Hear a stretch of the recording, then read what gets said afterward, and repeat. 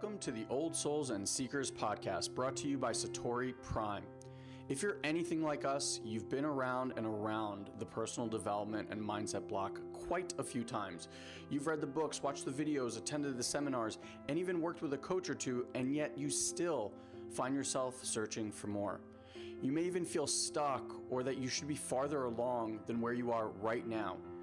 And after doing over a decade of mindset work, we've come to this realization. Mindset work is like a small hit of dopamine that distracts you from your true work.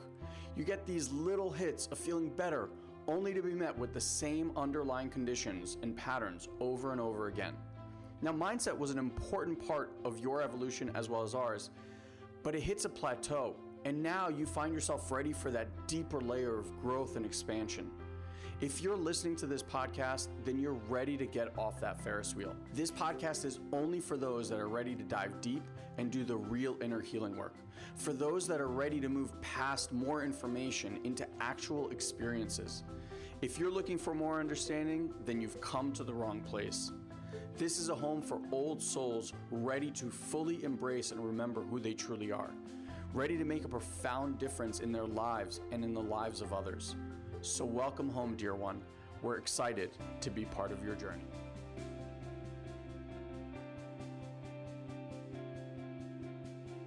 All right, everyone. Welcome back to another episode of All Souls and Seekers. Guys here with me as well today. Say hi, broski. Ready. Cool. And then we have a very, very interesting guest today. She's working on a very cool project. I'm going to let her share about it in a second here. But I actually met her through a friend after having watched some of the stuff that she had produced on Gaia around superhumans. It was something that I even watched with my kids and we were just blown away by. So I'm super intrigued to have her. She is a very, very powerful being in her own right and incredibly inquisitive about learning about the mysteries that are out there. So without any further ado, Caroline Cory, welcome to the show. Hey guys, thanks for having me. Yay.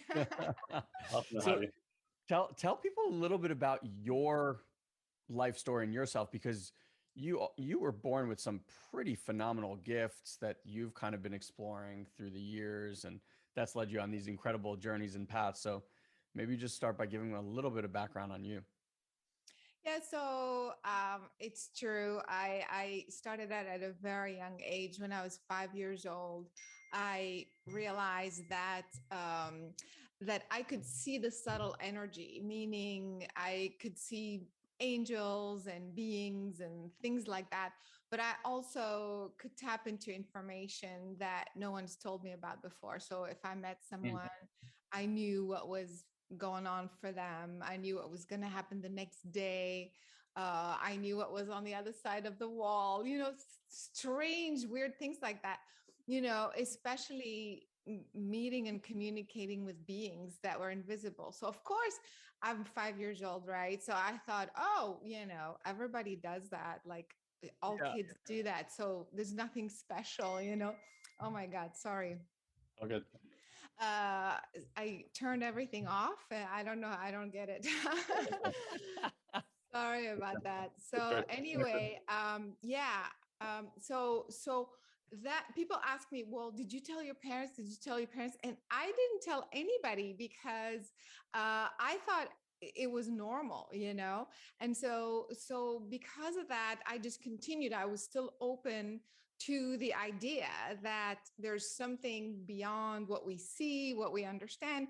And that's what got me asking questions like, how is it? It was later that I realized that, wait a minute, not everybody's doing that. Maybe there's something weird in my brain. So what is it that is allowing me to do that? And I wanted to make sure that I wasn't crazy. So I got into the research of consciousness, because I realized it was my consciousness tapping into stuff, and how do I know what is real, what I made up? How do I discern, because I realized that sometimes I would get information about people or events, and then what if I was wrong? So Mhm. I kind of wanted to study the mechanics of that idea of tapping into invisible things, you know? So 20 years of deep research and developing methodologies to figure out, you know, that this type of discernment, you know. So I ended up, you know, teaching and writing books and things like that about that sort of um, mechanics of the brain, of consciousness. And I also, you know, in college, I went to study psychology, you know, to make sure I wasn't crazy. I didn't have some sort of malfunction in the brain, you know, and it turned out that I was okay. Anyway, so after working in this field, researching this field for so long, I started working with scientists, and we started doing experiments like, okay, we know the mind affects the body, the mind consciousness affects the stress level, our health, our blood pressure. It's our mind, our intention that helps us create. We get that as a concept, Yeah. but I wanted to validate it, to show it in real time. So we would set up all these experiments and, for example, try to influence the pH of water with your mind, try to move an object, you know, trying to see behind your back, you know, things like that. And we would get very strong correlations, you know, in science. uh, it's under laboratory conditions. It's not just a one-off fluke. We have Yeah. to repeat it, take measurements.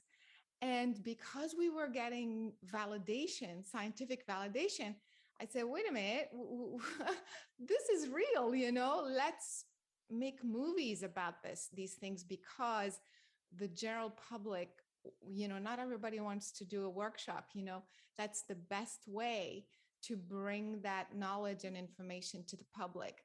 So that's how I started making films um, on consciousness, physical world connection. That's in my last film. And now this film, A Tear in the Sky, which is about another phenomenon. But that's kind of how I got to today, from experiencing things, really studying the subject and working with science.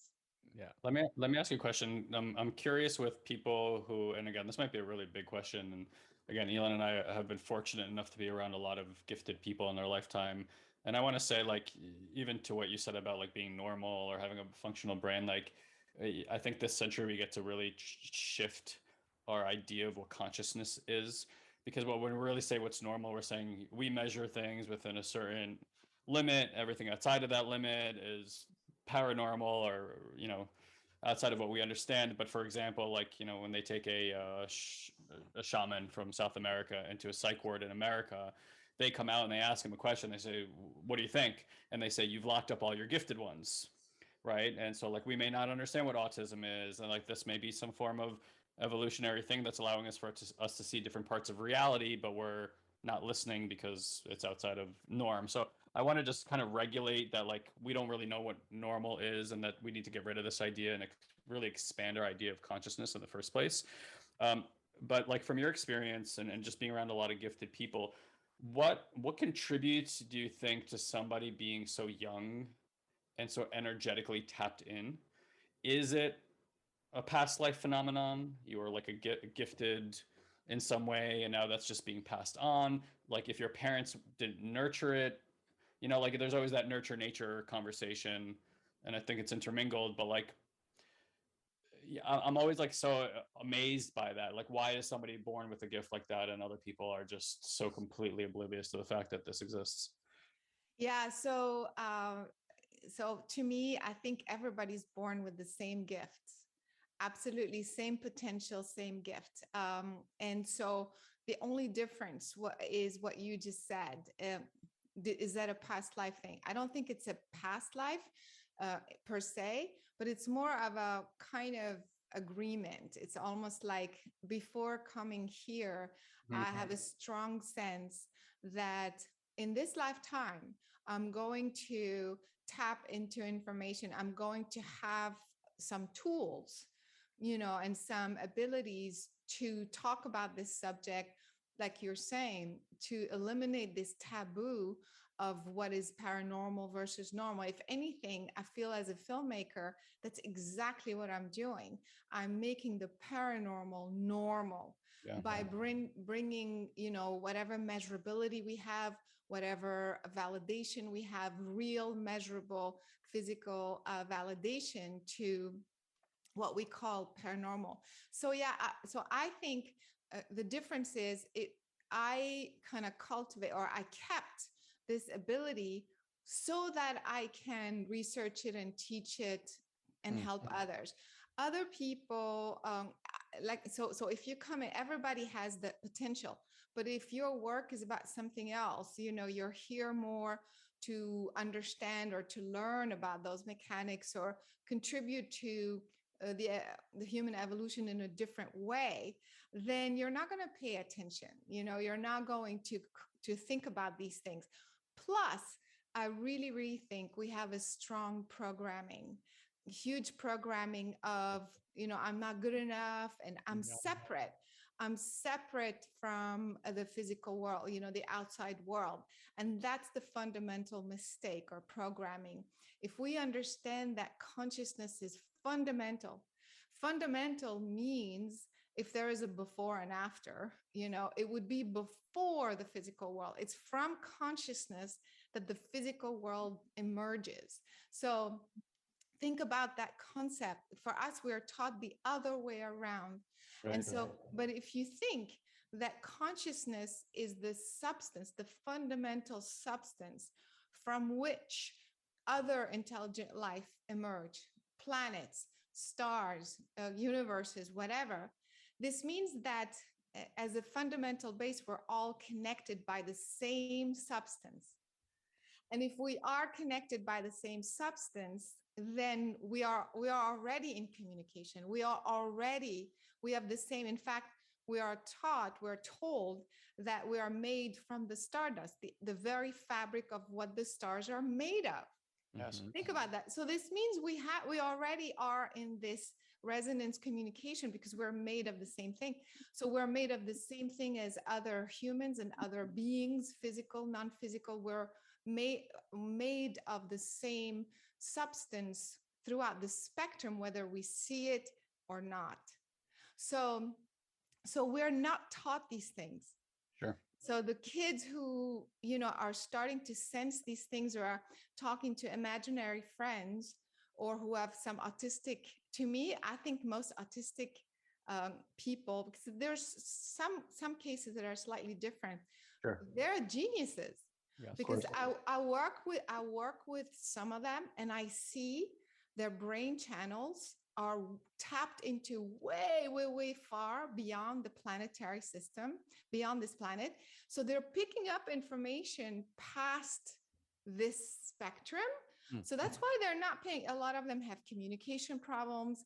They're irritated because it's like they're contained in this weird, stuck reality when they want to be there. So the idea is we need to help them manage both and not, kind of say, oh, you're out there, you're not here, therefore you're crazy or you're autistic, whatever label. So I mean, so I feel like everybody can just go back to this understanding and develop these tools and these abilities again. Yeah, sorry, bro. So, and to your point here, I just want to mention, in a weird way, we're all autistic. Like, I don't know many people who are grounded and well and feel safe in their bodies, right? Like most people I know who have like psychedelic experiences, go to ayahuasca, they go to the alternate reality, go to the stars, the DMT, and kind of start seeing beyond this physical reality and actually feel way more at home in that space. Maybe it's really intense, but there's a familiarity and it's like home feeling, and then they come back into their body, and the body is where the like entanglement and the discomfort is and all that stuff. And I think that alone says more about probably where we quote unquote come from and what substance we really are, and that this is an unusual experience for this being to be in this dense, morphic type of reality. And like I think maybe now we're starting to see, or at least acknowledge, the extremes of that, where maybe it's easier to see. because I do think we need to redefine even humanity. Like I think if you actually look up the definition of human, like humanity or human nature, it is on Google itself. It is said it is distinct from nature, as if we are somehow outside of it, not part of it. Which even at, whether you're like, okay, well, like, let me just change that definition in my mind, fine. But like that means at the subtle level, since you were born, you were told you're not that. You're Yeah. this something else that lives outside of that and can control it somehow versus learning to connect to it and navigate with it. Yeah, I love that. And that's exactly what happened in my first experience when I was 5. When I saw these beings, it was just like light and it was amazing. Mm-hmm. And I felt exactly what you just said. That was familiar. That was comfortable. Mm. That was home. And then when I looked back at the adults around me, I was like, oh my Oof. God. It's Yeah. like what's wrong with it? It was more like there is no love, there is no communication, there is no connection. It was such a huge contrast. Mm. Wow. And but what happened was that's why it was such an important experience, because I experienced that connection, which by the way is never severed. And that was the point of this experience, is for me to relive that, re-experience that connection with that stream of consciousness that comes from way, way, way far away in the universe. It was kind of like I was on this side in physical form, and the rest of me and where I come from and these beings were the continuation. There was Mm. no separation from somewhere else. And that aspect, my true self, basically, is so authentic, is so real. Mhm. And it's on this side of the veil that it's so fake. It's like we're in this box, the body and things like that. So I think this is a fundamental understanding of everything that follows, everything, why you're here, how you create your reality, why you're attracting what you're attracting, because how you heal, why you created this illness and so on and so forth, because you put everything back in that perspective, from that perspective, and you start to see things very differently and resolve things also very differently and create differently. Yeah. And so in Superhuman, before we go to the new movie, in Superhuman, there was some incredible footage of you in the lab doing things where you're changing the pH. Specifically, the thing that blew me away were the kids who were playing ping pong blindfolded and like running through obstacle courses blindfolded. And they're being taught these skills. Like they weren't, like you said, we're all kind of born with them. It's just a matter of the tweaking and the twisting of the knobs to enhance certain gifts to be pronounced. Some of those things just blew me away. I'm curious, as you were doing the movie and as you were going through the tests, like what fundamentally was just massive for you that just blew you away when you discovered it? Yeah. So before we get to the kids, just the other experiments that we did, changing the pH of water. Again, this experiment was done scientifically by other scientists as well. Also changing the electrical conductivity. Basically, for those who are listening, in a laboratory setting, we measure the pH over a certain period of time. Then exactly at one time, we focus on it and see if we can bring it up or down, and so on and so forth. Same thing with telekinesis. Can we move an object exactly at the time we want it to move? Can we do it long distance? Can we do it under vacuum? So we demonstrated all of this in the movie, which again is a first, so it's pretty amazing. So as a filmmaker, you're saying what were, so first of all, I'm making a film about all of this, and I'm in the film, and so the idea is, what if it doesn't happen? Because as we know, that type of, consciousness, physical world connection is subjective, meaning on some days I can move it, like tenfold, and on other days, maybe just a little bit, and on other days not. But then the next day, it just shoots up the roof. So, Yes. so the idea isn't, if even if you do it once, that's validation enough that it's possible, and you're breaking the laws, the Newtonian laws that we understand, whatever. So, but what I'm saying is, it has to do with your state of mind. It has to do with the energy around you, so here we are with like all these cameras and cables and it's like, The least, and then the least sexy, like yeah. private moment. I just need my. Yeah, yeah. And then you have like PAs running around, and what do you want for lunch? And where do I go for this? And blah, blah, blah. And should I pick up this cast member? And it's like, oh my God, this is so not the perfect environment. But again, Ilan, and I mean, I'm telling you, it's like, when I'm making the film, deep inside me, I do my work before, and I kind of know, just, I'm doing this for the higher good, for the purpose of showing this. So I just ask for support, and I'm like, just show me one thing that will work on camera for that purpose, to validate consciousness. And I tell you, like, every time I'm blown away, like, oh my God, it's exactly, and it's not just by a little bit, by a lot. This girl, we brought in to do telekinesis. She had never done anything in her life. And, and so on camera, we're just rolling, and everything, every time we roll, it's costing money, it's Sure. like, from the first take, second take, third take.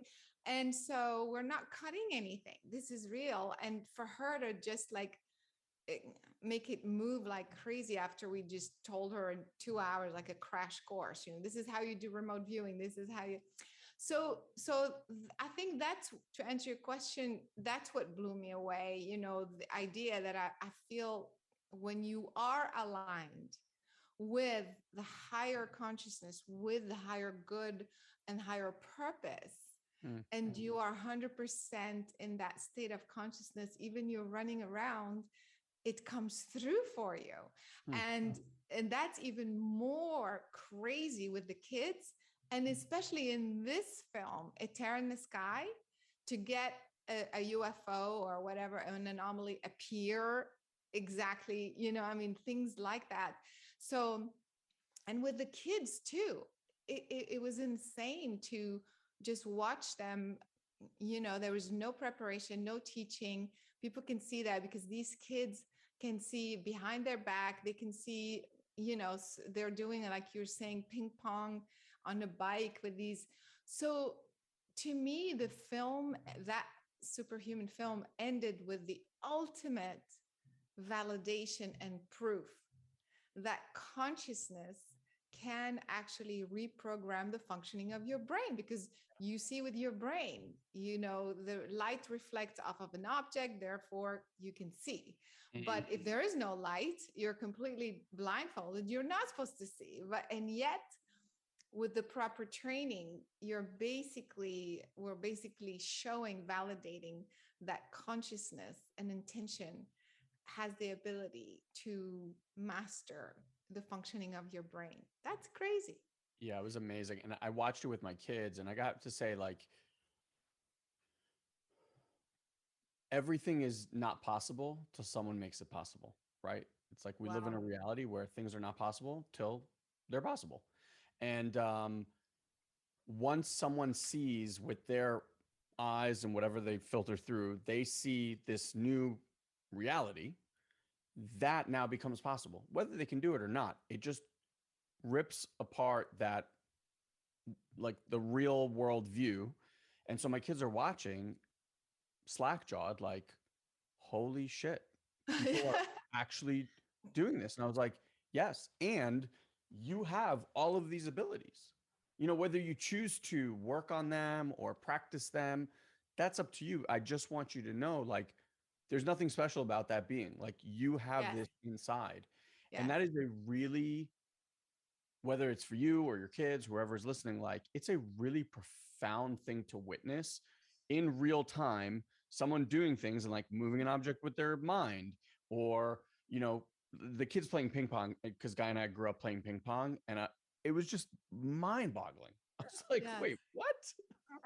You should start teaching your kids. And in fact, that's another thing when you're younger, it's so much easier. I mean, we teach these kids online, you know, for people who usually it's in person, but we did it online the first time because of the whole COVID thing. And literally after the first session, kids can see color blindfolded. And for adults, it takes a little longer because there's more reprogramming, for adults, but it is possible. And then, so what's the idea? People will say, well, I can see with my eyes. Oh my God, the repercussions. I mean, the implication, but also how it affects you, especially for kids. The confidence, the focus, the clarity, it adds so much to their ability to function and to process information and to evolve with that understanding. I can do this. I can do this, which is huge for the children growing up this way. And of course, for adults, as well. So that's why it's not just a trick, it's not just a tool. It's not just an ability. It's just one practice that has a huge impact on the rest of your life. So It's interesting. You're talking and I'm thinking, like you teach a kid to ride a bike. yeah. And yes, it's a wonderful feeling when you first learn to ride a bike. And then you look around, like everyone knows how to ride a bike, right? So it's like, oh, I finally learned that thing that everyone else already does. Or, it just kind of comes in that fashion. Oh, I learned to do math. Okay, now I'm finally catching up to what everyone else. I feel like when a kid can do something like that, Yes. it feels superhuman. It feels this superpower that you've unlocked because no one that you know is doing that, right? And so I think that's what creates that incredible self-confidence of like, if I can do that, I think I got the rest of this stuff covered. Like I can do that other stuff. Exactly. And we have so many stories like this from parents, how even for autistic children and kids like the ADHD, it helps them focus. It helps them kind of figure out, how to master this imbalance, the chaos, or, it's just so helpful. So I highly encourage people to watch that film, Superhuman, the invisible made visible. And they can go to the website and see the training. But yeah, the implications are crazy. So Let's talk about the new movie. I know you're really excited about it. And again, like we're transitioning, right, again, from something that's been unseen to more stuff being seen. Like I've been around Dr. Stephen Greer's work for quite some time. I think this is probably like a little bit in that vein. And I used to go to Contact in the Desert up in Joshua Tree quite a bit. So hearing all those stories, and when I first got into alien culture, again, it's like it's been in like this science, paranormal science that always seemed like kind of far away. And when I started hanging out with them, I'm like, oh, this is, granted, you get some strange people hanging around this stuff, but at the end of the day, the people who are sharing the information are actually mostly, and I can't say for everybody, articulating it from a very spiritual place. They're like, there's a connection here that needs to be understood, because it's like I feel like human beings are extremely easy to manipulate. It's like we give a singular message for 20 years, and a generation grows up with a new idea that I'm like, for all we know, the last 200 years have been completely manipulated. Our history is nothing like that at all. And ever since media came out on a mass scale, they were just like, we're just going to change the story and have these monkeys believe this for the next, and maybe before that, these monkeys were doing some other really cool stuff, and how would we know? Like, how would we know? But the point is that like our history has been tampered with. Our spirituality certainly has been tampered with, and I think that's why a lot of us don't feel okay in this reality, not because we can't live in this reality. It's just been manipulated in such a way that no longer feels in alignment with what we feel inside of us intuitively. And so these are very interesting things, because for most people it's like, oh, let's identify that UFOs are real. It's like the evidence to me seems insurmountable, and the fact of what we know of the cosmos in general, if you don't think there's life out there, I'm like, it's almost mathematically impossible that there isn't. Even where we look on our own planet, in the most unlikely of places, there's life everywhere, constantly. So I'm like, okay, great. So let's get past that. But like now for me, the curiosity is, it's like, okay, so if this relationship is real and I identify with it as real, you can have your own opinions, listeners. Uh, what do we begin to extract from that? And I think that's kind of what the movie is probably pointing to. Yeah. Exactly. So, as always, I want to go the extra mile. I don't want to just talk about the subject and say how we're all manipulated and being told this and that. And it's more than 200 years, it's more like 200,000 years, Sure. that we've been literally the monkeys being tampered with. But Sure. anyway, yeah. So we heard a lot about that story. And because my work is about bringing validation, I wanted to see if we could do an investigation, a scientific investigation, but not about the stuff that's already out there. I mean, how would we go about this topic and see if we can capture something in real time with scientific data, scientific instrumentation, to see if we can, like, what we come up with. So that was the idea, the premise, right? So of course, I team up with the Navy guys, for those who are familiar with the subject, who are on the USS Nimitz, the Tic Tac like video that came out in 2017. It was all over the news. Basically, Navy guys witnessed UFOs in the shape of Tic Tacs. And so I stumbled on them first, and then they had a few scientists on their team. So I thought, oh, perfect. Then I don't need to kind of put the team from scratch. And I wanted it scientifically done and set up. So we went back to the same area because other ships as well had witnessed those specific Tic Tac videos, anomalies there. And we had a crazy amount of equipment. I mean, one of the problem with the UFOs is you have one camera, 3 camera, but all from the same angle. You have a few witnesses, and that's it. So we had cameras. We had multiple cameras. We had night vision. We had FLIR. The FLIR is 10 times the infrared range of the normal people's stuff, So I mean, we're talking military grade. Yeah. We had 8, like each camera is like $50,000. We had like 8 of those. We had spectrum analyzers. We had RF detectors and radiation detectors. I mean, people will see that in the trailer, even in the movie.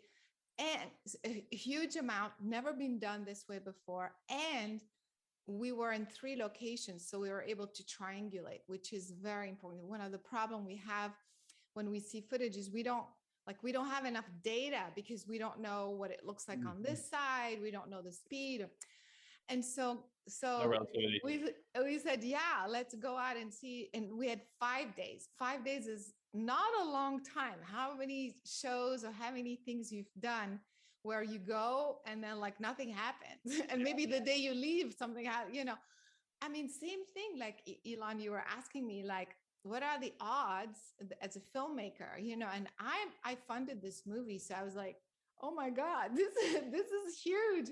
And what if nothing happens? And so of course I was doing my homework behind the scenes. We're all connected. Come on, guys, give me one cool thing.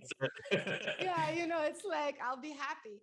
And sure enough, I knew it was going to be July 14th. That was the message. So we did it the week of July 14th, the 12th to the 16th. And we went out and we, 24/7, all these equipments running 24/7. Wow. And we're observing, watching. And sure enough, July 14th was the first sighting. And it was an orb. It was an orb that you've seen a lot, but what was interesting is we were able to capture it from different angles, we believe also. But that wasn't it. It was like, okay, we've seen these things before. But then we captured objects that would just like appear. They would rotate and like disappear. So you could see the clear shape. Objects that were registered cold, because we had thermal cameras. Cold means, what is the propulsion system they're using? Right. We don't have a human technology that, We had things zigzagging in the sky, Right. literally. And they were, of course, these are now, remember, these are scientists looking at the data. They're not gonna, they know what a bug looks like, or an airplane, or a satellite. I mean, they know how to rule out all the mundane explanations.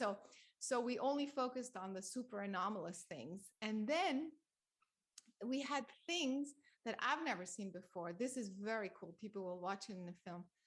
Things literally dropping down from the sky into the water at crazy speed. The closest ones were 20,000, other ones are like 50,000 miles an hour, dropping down in the water. We capture that on our FLIR cameras, meaning the infrared ones. And the Navy guys said at one point, these objects were literally raining down. So is it the same? We don't know. We can't prove, but we captured some things that are extraordinary. And then the end, just kind of like the blindfolds in my other movie, at the end, that's the tear in the sky. We capture some sort of crazy anomaly, which is basically an opening and closing, and then a bunch of objects are popping out of it. Mm. And it's like, okay, the first thing, it's a camera glitch. I mean, we want to make Sure. sure, or maybe it's a reflection of, I don't know, like the city or something. Yeah. But none of it checks out. It's not a glitch because we have the camera, the before and after. And we show like the thing appear, disappear, and it's functioning perfectly. We have days of it functioning in the same location perfectly. It's not, and it's correlating with other things happening, radiation, crazy radiation. It's not a solar flare. It's not this, it's not that. Then the radar, we get radar data telling us these are actual objects, reflective objects. So what is that? Yeah. So we stumbled on something so much beyond. And I was asking for one cool thing. And so this film, first of all, never been done this way at that scale. And it's not just validating that there is data, especially there was I don't know if you watched it, the congressional hearing on UFOs that happened last week. This is Congress testifying that they're saying we don't have enough data. We have 400 cases, but the videos are unclear. And they're showing us this kind of little video. And everybody's like, what are we looking at? It just like was so unclear. And they didn't show the Tic Tac video. Interestingly, they showed that one super unclear, to say that they don't have the resources, they don't have the data. And in my film, there's like super clear stuff that we did in 5 days. Wow. So the least that this film does is prove that if in 5 days we civilians with the proper equipment and, with scientists looking at the data, that this is real.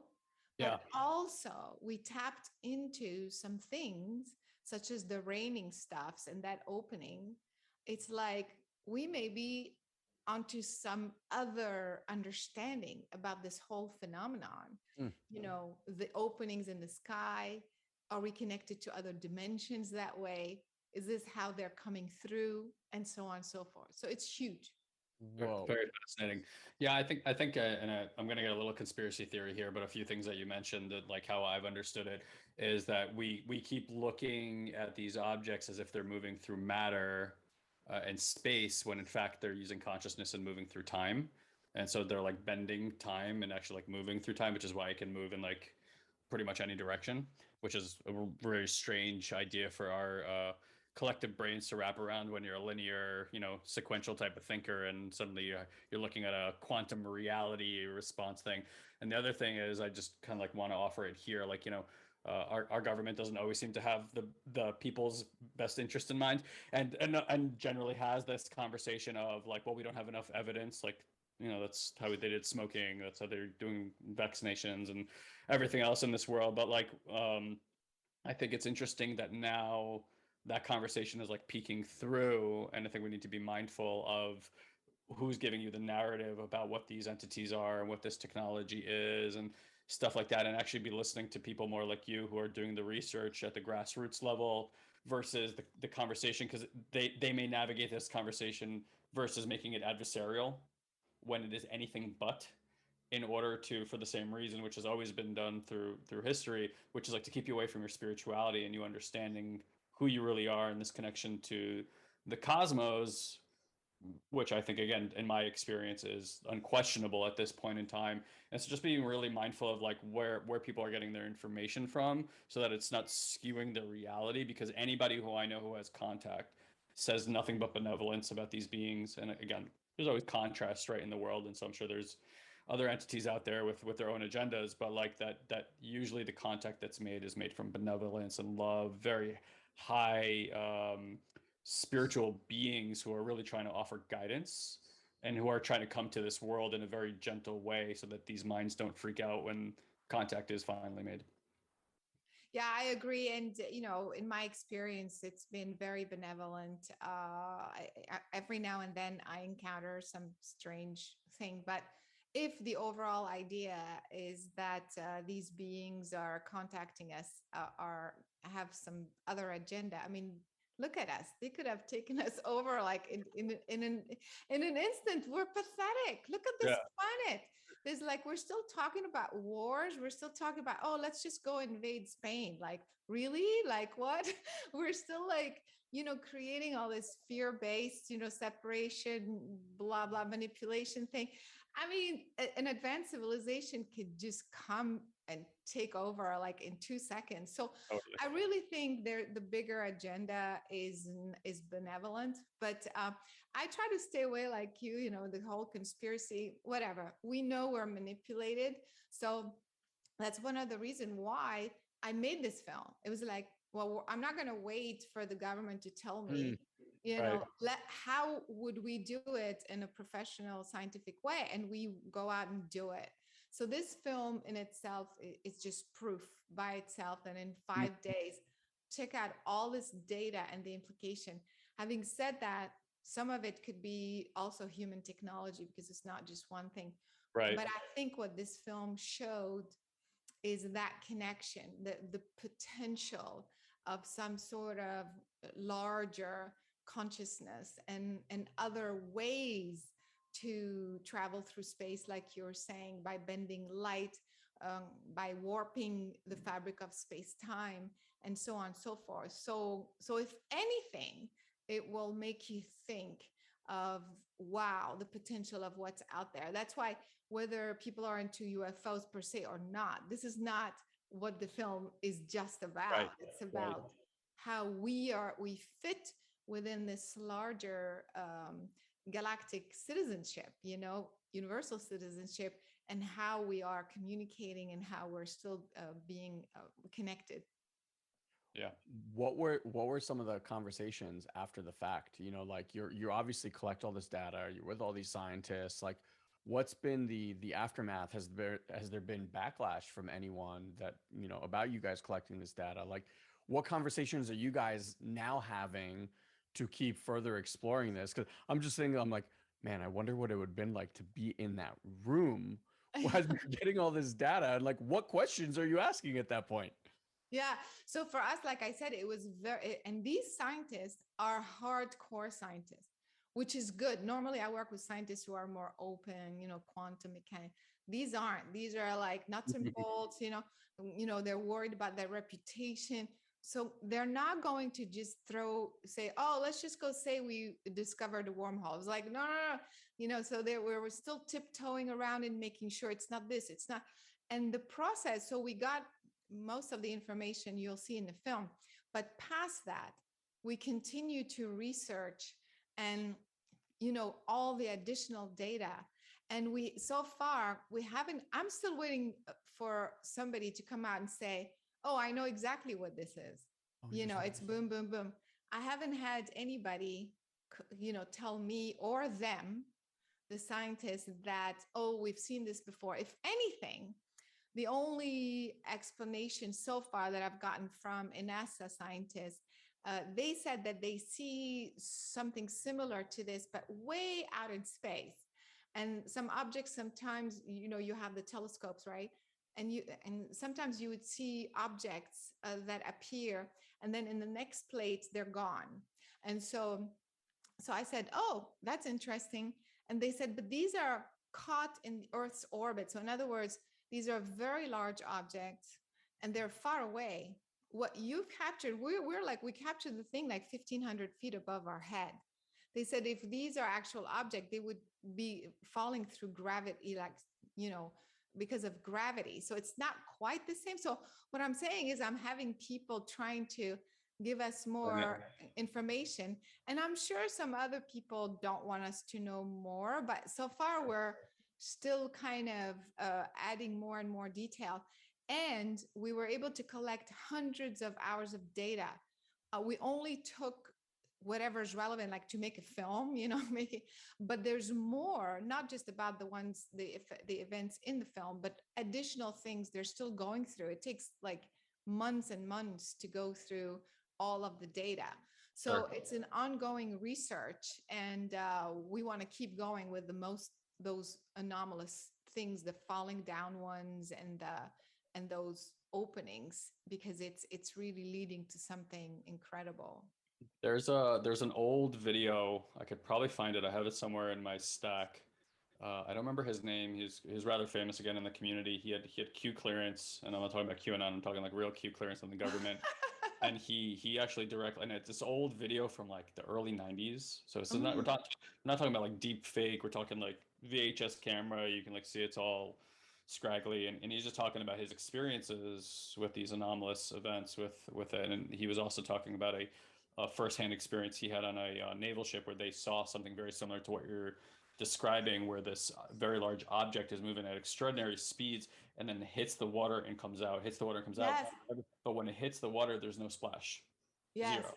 It's Yes. like it literally goes in and out as if it's not even touching the water, and they're just all sitting there, just mind completely blown. And I forget his name, but they supposedly offed him. Again, I always do all the research on these things, so I'm just fascinated by all these stories. And again, like I have a round of applause for people who are speaking out about this, because it's so important that we begin to at least explore what this connection is and why this is here. And to me, again, the history of humanity seems to be so intimately tied to it, and I'm fascinated by why the connection was severed in the way that it was, when our ancestry seemed to be so knowledgeable and connected to quote unquote sky people. So what do you hope at the end of the day? I mean, I get the scientific part, but of course anyone can throw shade at this, and how the comments online are, right? Like, people are always going to find reasons to blast it, but like, what is it that you wanted people to walk away with after they see this movie? Like, what impact do you want it to have on their lives?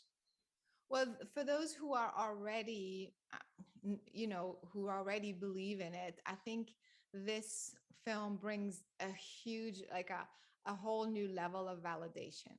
Mm. So more confidence, more empowerment to continue doing the work, to continue believing and trusting. So that's for those people. And also I have William Shatner in it and Michio Kaku on purpose to kind of bridge the gap between sci-fi and science, but also to the mainstream. So we have a lot of interest, people watching the film because of that. And so my goal, my hope is that more of the mainstream is going to be open to this subject and this conversation. Not just that UFOs, oh, is it ours or is theirs? There's that piece, but Sure. more what is possible. And again, this everything we've been talking about so far, this connection that's never severed.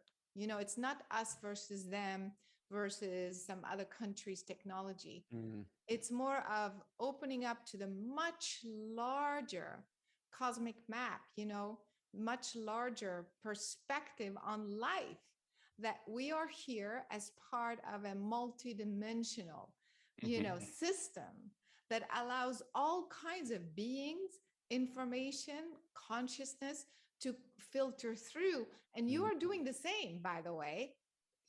So how does this work? When you start to open up to this line of questioning, you expand your consciousness, and you kind of start to let go of this boundary between the physical and that stream of consciousness that you're part of.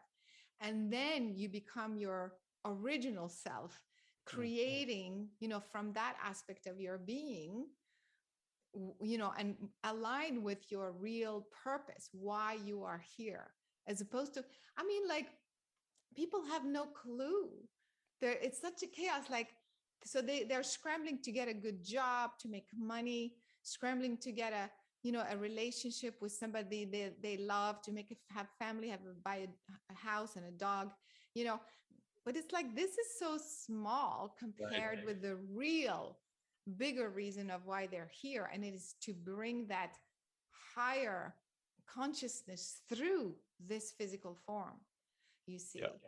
And so you begin to create your life in a completely different way. And I love what you're sharing, right? Because that to me is kind of, Ilan and I talk about like a survival model that we've been in for a very long time. And I call it the evolutionary model, but you can apply any name, of just like coming out of this struggle of life and into participating in the flow of life. And what you had mentioned before that struck me was with the children, when they're getting that training, how it gives them confidence.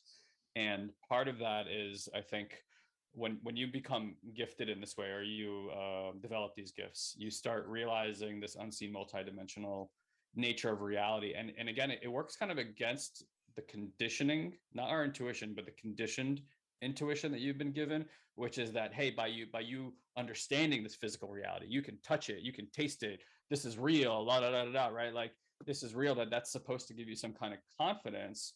But how is that? But when the game doesn't feel in alignment, there's no confidence. But when you come into the gifts, and your mind actually starts letting go of the matrix, it starts letting go of these very solid stories, and you start realizing, not only is it easy to manipulate, but I'm actually manipulating myself all the time. And if that's the case, can't I manipulate my reality into something that's glorious and juicy and connected and totally obscene? And who gives a shit if that's the case, right? Like, go as crazy or as big or as colorful or as ecstatic as you want to go in your personal experience of reality, and make it so. But to me, it's like, it's so funny. We think by understanding it, we'll be confident of our reality. But the truth to me, and to our clients and to anyone I've worked with, is by letting go. Yes. And by realizing the confidence is really that you're in participating and it's flowing through you, is really what adds confidence to it. Not the solidity, but the fluidity, if I could say it that way, of this reality is really where I feel more confident. I'm like, okay, cool. If I don't like this, I can change it. Like that's where my confidence comes from. I love it. Yeah, it's exact. And then when you align again with the bigger story, when you put everything in perspective from the bigger story's perspective, then you can let go. You can flow with it easier, as opposed to just kind of getting stuck, I should be doing this, or I have to do this. I just kind of, it's the bigger story. So that, yeah, I love what you guys are doing, because I feel like you are also supporting the same principles, by offering this sort of these tools that bring you back to your original self. And also your original self is, we talked about this, the fabric of the universe itself. So it's almost like the universe now is speaking through you, is working through you. So it's almost easier. Just let go, and allow things to flow through. It's but the programming has been going on for a long time. So I'm very grateful that you guys also are doing your share in supporting this deprogramming, realigning, as I'm doing with my film. And yeah. So. I have a interesting, I saw a quick little vision. It's like, we come here. I don't know if anyone remembers those like drunk glasses when they were like trying to show you in school, like, this is what life looks like when you're drunk, and you put on these glasses and it just like alters your thing. And they're like, now walk a line. And you're like, I can't see what line. Right. And as we find more and more of ourselves, like who we actually are, it's like we begin to see the picture clearer, clearer, clearer, clearer. And it is almost that transmission when we are connected to that source and are coming from that place, we become that vibrational frequency, and it allows others to template and like fall more into that for themselves.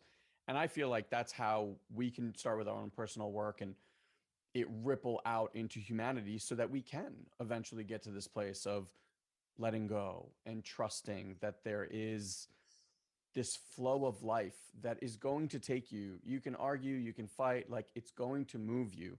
So I just had that quick little vision. And then the question that's still on the top of my mind is, you are so curious. You have like, it feels like an unending well of curiosity. You delve deep into this world of consciousness and created a movie about that. Now it's like delving deep into the world of this, what is out there, right? Like way beyond this. What's next? I just have like, what other questions are you asking yourself? What are you curious about? Oh my God, it's nonstop, Ilan. Like, especially with this film, like I was saying, well, give me just one cool orb, that looks anomalous. And look what we got. And we end up with this. And so I'm still trying to put this film out. I'm already in pre-production for the next one, because the ideas and the people and the resources, it keeps piling up. And it's like you were saying, the more you let go, the more the flow becomes clearer. So it's like, Yes. oh, I know exactly where this is going, and I know exactly what the next one should look like. I mean, because this has never been done before, we learned a lot, things breaking down, power going on. I mean, like, so the next one is even more kind of, so that's why I keep building my curiosity. Like you're saying, I love how you said that. It's nonstop. Sometimes it's a bit much. Sometimes I have to even slow myself down. Like, wait, I'm not ready for another movie yet. Yeah, but Yeah. and that's exactly what happens when you open that flood to the flow just floods in, Mhm. and you trust. I think the key also is to trust. Yes. We don't trust the universe because we think it's something else, someone else, Yes.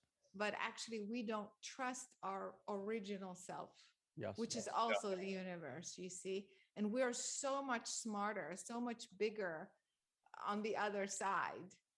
So I Yeah. think and I think that's what your work also does, to Yeah. help switch using that trust. Yeah. I was talking to my friend and I was saying that, the things that we surrender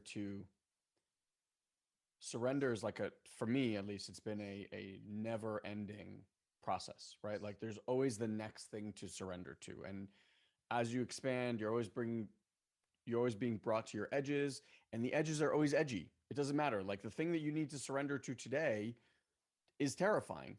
But the things that you surrendered to a year ago, which were terrifying back then, if I said, hey, surrender to that today, you'd be like, yeah, no big deal. Yes, So I it's love this that. constant knowing of like, oh, I think what happens is that trust word that you said. It's like I surrender the first time and this miraculous result gets produced, right? And then I get to watch that. That happened in my life. That's a real life experience for me. Then the next time it happens, do I trust it? Do I not trust it? Maybe I'll trust it. Now you get more feedback. And so even though the things get scarier to surrender to, it's like someone's asking you to jump into this void. You just have so much feedback already that every Mm. time you've done this magical thing unfolds. It's Mm. just in a way that you can't even fathom, because your mind is like, there's no way I could have created that, right? It's just like so beyond that. And you begin to be able to take those bigger and bigger and bigger leaps as that trust builds from your, kind of like what people say, proof is in the pudding scenarios. So I love, like, I watched you in Superhuman, and you bring such a childlike wonder to life. You're just so, it's like a kid in the candy store and everything's like, wow. And tell me about this and this. And it's exciting to watch your curiosity and you get answers. That's the cool part. It's like one thing, okay, I'm just going to be curious. but like you actually went and did something to go get answers. So I'm very excited to check out the new movie. And for people who are listening, like, where can they find you? Where can they find the old movie, the new movie? Where should we lead them? Yeah, I think the best way is to go to atereinthesky.com, and they will see all the platforms, Amazon, iTunes, everything else. So that's for the current movie, atereinthesky.com. And then the previous movie we've been talking about with the kids, that's superhumanfilm.com. And for those who are interested in the general kind of consciousness work, awakening, that's carolinecory.com. I appreciate it.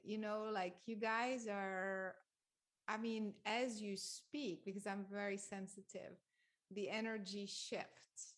And so as you are saying about surrender, I sense that, and that's huge for teachers and masters like yourselves. A lot of people talk, but it's not sending the energy. In YouTube I can feel. Wow. So I don't know if you sense that as you are teaching yourselves, but if I'm sitting in your crowd right now, I could feel me surrender as you are saying the word surrender is what I'm saying. It's very powerful. You guys are very powerful healers. What a Wow. beautiful transmission that was to receive. Wow. Yeah, I have two more. I have two more very quick questions for you, and thank you for that reflection. I think we've worked not hard but diligently and consistently to have there. I remember a long time ago, someone said when you first learn something, it's like you're reading out of a book. Then as you become more of a practitioner, it's like you're reading in front of the room to people, but it's eventually you're generating it from your system. Yes. And so like that's what I remember that metaphor, and that's how I feel like Ilan and I and today too, like I'm so much less about what people are saying and so much more about what they're transmitting. Your transmission also Yes. very clear, Yeah. very galactic, very enthusiastic, very you feel like Ilan to me. You're from the future, and you've come back in a human body to reveal a truth to us that you already know in a different time. And again, like when you start thinking about the multi-quantum superposition nature of reality, that shouldn't even seem weird anymore. We should just be like, of course, there's your consciousness there, and it's trying to transmit an idea back here, which also changes the past and changes the future. And it's like this, it's really crazy to try to conceive with a linear thinking mind, but like it's probably so much crazier than any of us can ever conceive. The crazy. It's so much crazier. Like like when you do like ayahuasca or whatever it might be, like however crazy your experience is, it's way crazier than that what's actually going on. Yes. And so that's that. But the other thing I wanted to ask you is you guys do training for these kids. Is that available to all of us? Is that on your website? Yeah, it's that training is on superhumanfilm.com. Cool. That's the blindfold training, and also the superhuman online class is about remote viewing, telekinesis, all of that. But carolinecory.com has those classes and similar things as well. So people can check out the movie and then get the class for online. That's amazing. I'm super excited to check that out. For sure. Caroline, what a treat, what a pleasure. I hope we stay in contact. Easy to find, easy to make connection with like soul brothers and sisters around the world. I love the work you're doing. Thank you for being such a, I'm gonna say with a curse, such a fucking boss lady when it comes to like revealing the edges of our reality so that we can look beyond our conceptions of what's real and peer and really ask some really fundamentally big questions, because it's like I truly believe we're in that transitory time in society, and like we need a good kick in the ass to make us be like, you looking, like that might actually be out there for you. And like what's the work that you get to do now to connect with that? Because in my opinion, that consciousness, just like God wants you to take a step towards it, it's not a show me, hey, I'm going to sit back here, show me that reality is true. It's like it wants you to take a leap of faith and a step towards it so that it can reveal itself to you. And when you say like, hey, I knew that this was going to be there on July 14th, that says to me, this is a person that's taken a lot of steps forward. And so this other side knows to come and meet it with integrity because it knows it's going to be met as well. And that's a co-regulated relationship. And in humanity, we're also looking to create more co-regulation right now between ourselves. And so it's like, if it's working here, it works the same way in all directions, right? So it's really beautiful to meet another person on the path in the way that you are. And to say I feel the same. This has been incredible. I totally feel the coherence here. So I'm very grateful. And I'm happy to offer for your kids or whatever the class for you. So just go to the website and tell me what I can offer. I would love that. That'd be amazing. Yeah. Oh my God, my kids are gonna have a field day. For sure, for sure. Caroline, thank you for your courage and your curiosity, and thank you just for sharing it with the world. It's been amazing to be in your space. I felt that when we first connected, and I was just very excited for this call. So thank you for being here. And for everyone else, please go check out those movies and the sites. Get your minds expanded. And until we see you next time, have a beautiful day, everyone. Bye, y'all. Bye for Bye. now. Thank you, dear one, for choosing to share a bit of your day with us. We value you greatly. And as a way to give back and help you to deepen these practices, we want to invite you to join our incredible community on Facebook. You can do so easily by going to joinoldsouls.com and ask for an invite. This is our private community where old souls and seekers are able to grow and share their journey with others. We hold exclusive weekly live streams, we answer your personal questions, and offer valuable insights that we won't be able to share here on the podcast. So again, just head to joinoldsouls.com and grab your invite today. And as always, if you enjoy this podcast, please head to iTunes and leave us a review. It's the only way other people can find this show. So if it's making a difference in your life, please share the love. Until we meet again, have an amazing week, dear one.